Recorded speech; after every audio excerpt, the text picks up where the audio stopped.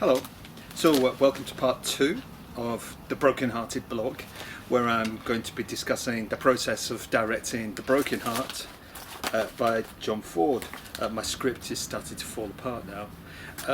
I've been thinking about the characters. I've been thinking about the sort of gender in the play, really.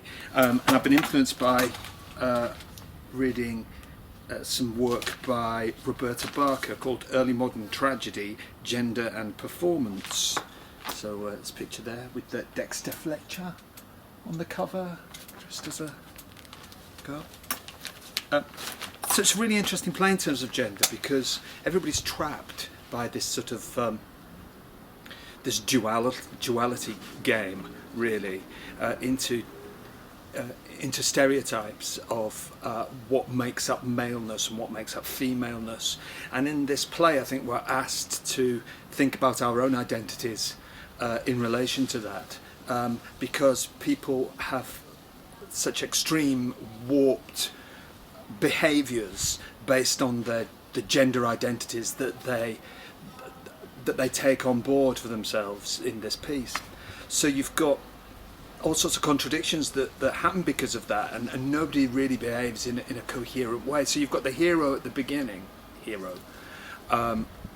who's bemoaning the fact that he was betrothed to someone that he loved, they were going to get married, and then her brother just decided on a whim that no, they weren't going to get married.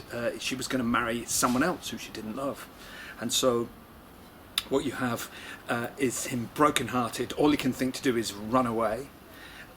He's running away, and in the next breath, having said how terrible this is, that she's been forced to do something, in the next breath he's saying the same thing to his sister. He's saying, listen, I'm going away, but you've got to do what I tell you to do in terms of getting married. You're not allowed to get married. You're not allowed to go off with anybody without me. And she goes, absolutely, of course. It makes him swear. So we've got these roles that people have fixed into in this very patriarchal world, where you've got a sort of misogynistic ruling belief, which the women in the play, like oppressed people, do absorb into their own sort of belief system and become, as in all forms of gender policing, their own best guardian, really, of this belief system. So you have Penthea, who decides who is the one who is made to leave the person she loves and marry someone she doesn't love, and therefore sees herself as a prostitute because of that, really. And she uses this oppression as a way of getting back at the men, in the sense that she absolutely will only do what they tell her to do. So when her new husband says, look, do what you want to do, wear fine clothes, you can have whatever you want, you decide, she says, oh no, I can't do that, you are, my ruler, I can only do what you tell me to do.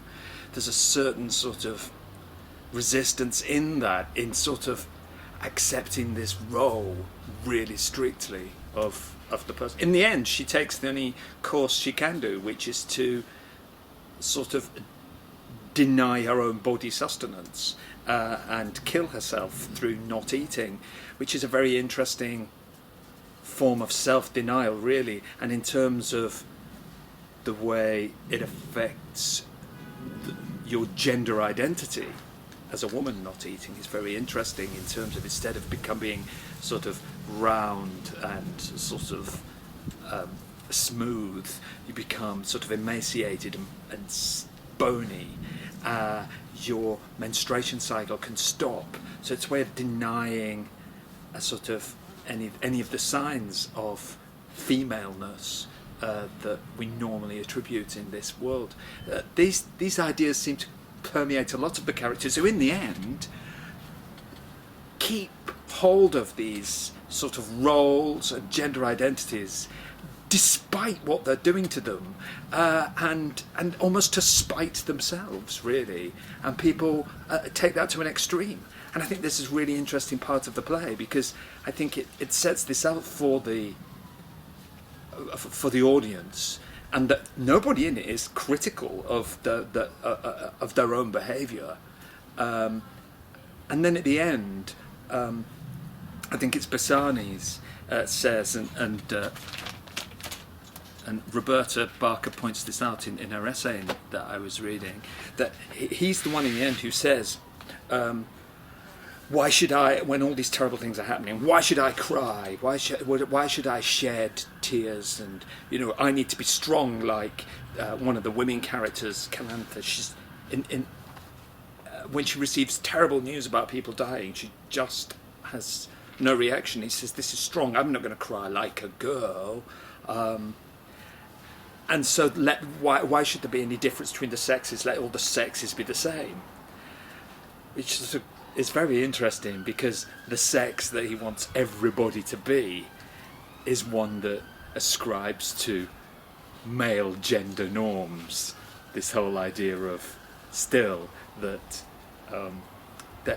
any empathy and any emotion and any changing from the one way is bad, and that badness is assigned to sort of femaleness. At the same time, recognizing that really we shouldn't go in for this duality. It's very limiting, but the side that he wants us all to be is still misogynistic in its outlook. So it's a play that speaks very much of now, really. I'm not sure how wittingly the writer would have, at the time, would have expounded these views, but he sort of presents something in the way that theatre does that we can only sort of grapple with. He shows us some questions, he shows us some behaviours, and he shows us their outcomes, and we're left as an audience to ponder that. So that's making me think, in terms of the production, how I might reflect that, what that might say about costuming and staging and the kind of interior life of the characters, and how that will reveal itself. It's going to be an interesting area to explore, I think. So that's where I am in part 2. I hope you stick with me and come back for more. Talk to you again soon. Bye bye.